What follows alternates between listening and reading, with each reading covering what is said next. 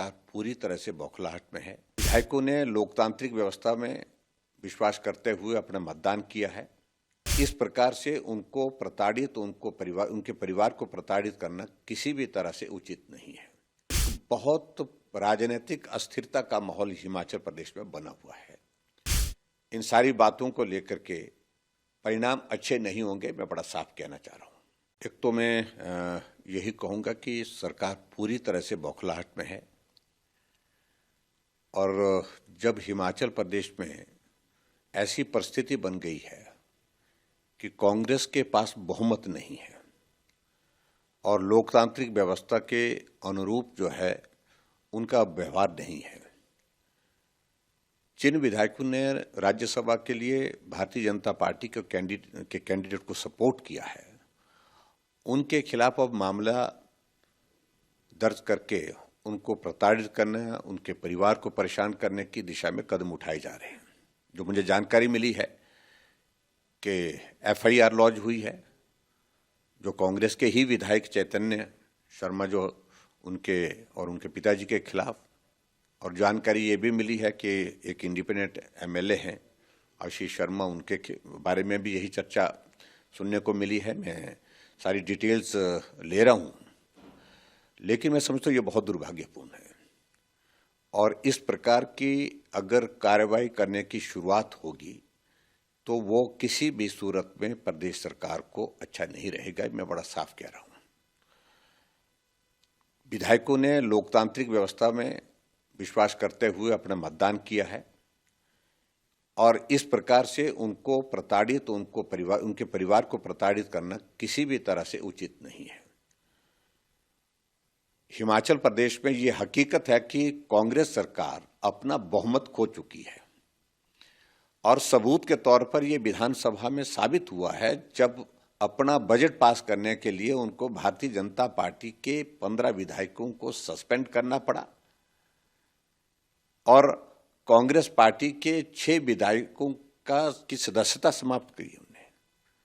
तो ऐसी सूरत में एक बहुत राजनीतिक अस्थिरता का माहौल हिमाचल प्रदेश में बना हुआ है और उसके लिए अगर कोई दोषी है तो कांग्रेस पार्टी का नेतृत्व है, मुख्यमंत्री, उनके साथी। और ये अनावश्यक रूप से किसी के ऊपर आरोप लगाना, इस प्रकार से प्रताड़ित करने के लिए, उनके परिवारों को परेशान करने के लिए प्रयास करना, मैं इसकी कड़ी निंदा करता हूं और पुनः विचार करें मुख्यमंत्री महोदय। इन सारी बातों को लेकर के परिणाम अच्छे नहीं होंगे, मैं बड़ा साफ कहना चाह रहा हूं। और इसलिए हिमाचल प्रदेश में जिस प्रकार से जो ये बार बार ये दबाव डालने की कोशिश की जा रही है, विधायकों ने बड़ा स्पष्ट कहा है, जो कांग्रेस के विधायक जो बाहर कहीं गए हैं उन्हें एक बार नहीं अनेकों बार स्पष्ट कर दिया है कि हम अपनी मर्जी से गए हैं। और मैं ये भी कहना चाह रहा हूं कि मुख्यमंत्री इस बात को स्पष्ट करें कि कांग्रेस के विधायकों को Z+ कैटेगरी से भी ज्यादा सिक्योरिटी देने की आवश्यकता क्यों पड़ी है।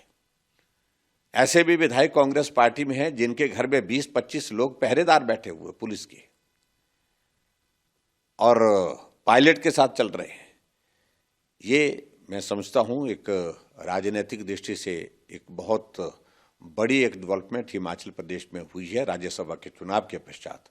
और इसलिए मुख्यमंत्री महोदय जी से मेरा इस बात के लिए आग्रह है कि इस प्रकार से अनावश्यक प्रताड़ित करने की कोशिश न करें विधायकों को, उनके परिवारों को, अन्यथा इसके परिणाम अच्छे नहीं रहेंगे।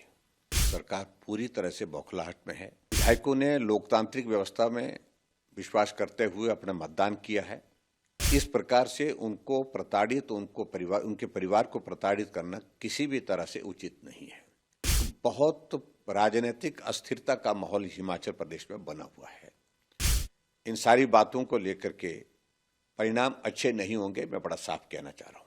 एक तो मैं यही कहूँगा कि सरकार पूरी तरह से बौखलाहट में है और जब हिमाचल प्रदेश में ऐसी परिस्थिति बन गई है कि कांग्रेस के पास बहुमत नहीं है और लोकतांत्रिक व्यवस्था के अनुरूप जो है उनका व्यवहार नहीं है। जिन विधायकों ने राज्यसभा के लिए भारतीय जनता पार्टी के कैंडिडेट को सपोर्ट किया है, उनके खिलाफ अब मामला दर्ज करके उनको प्रताड़ित करने, उनके परिवार को परेशान करने की दिशा में कदम उठाए जा रहे हैं। जो मुझे जानकारी मिली है कि एफआईआर लॉन्च हुई है, जो कांग्रेस के ही विधायक चैतन्य शर्मा जो उनके पिताजी के खिलाफ, और जानकारी ये भी मिली है कि एक इंडिपेंडेंट एमएलए हैं आशीष शर्मा, उनके बारे में भी यही चर्चा सुनने को मिली है। मैं सारी डिटेल्स ले रहा हूँ, लेकिन मैं समझता हूँ ये बहुत दुर्भाग्यपूर्ण है और इस प्रकार की अगर कार्रवाई करने की शुरुआत होगी तो वो किसी भी सूरत में प्रदेश सरकार को अच्छा नहीं रहेगा। मैं बड़ा साफ कह रहा हूँ। विधायकों ने लोकतांत्रिक व्यवस्था में विश्वास करते हुए अपना मतदान किया है और इस प्रकार से उनको प्रताड़ित, उनके परिवार को प्रताड़ित करना किसी भी तरह से उचित नहीं है।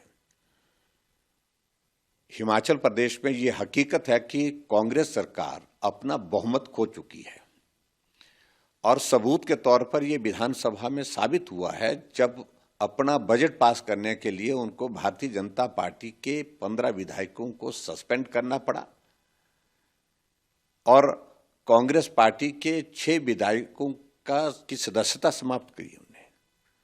तो ऐसी सूरत में एक बहुत राजनीतिक अस्थिरता का माहौल हिमाचल प्रदेश में बना हुआ है और उसके लिए अगर कोई दोषी है तो कांग्रेस पार्टी का नेतृत्व है, मुख्यमंत्री, उनके साथी।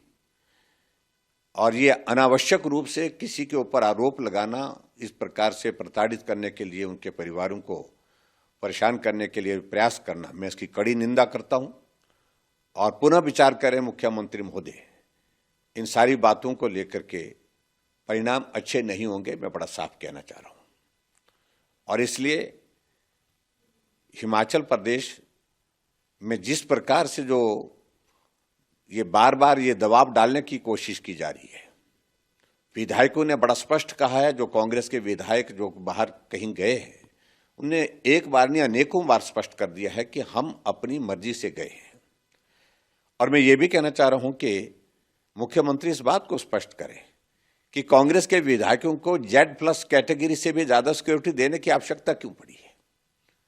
ऐसे भी विधायक कांग्रेस पार्टी में हैं जिनके घर में 20-25 लोग पहरेदार बैठे हुए पुलिस के और पायलट के साथ चल रहे हैं। ये मैं समझता हूं एक राजनीतिक दृष्टि से एक बहुत बड़ी एक डेवलपमेंट हिमाचल प्रदेश में हुई है राज्यसभा के चुनाव के पश्चात।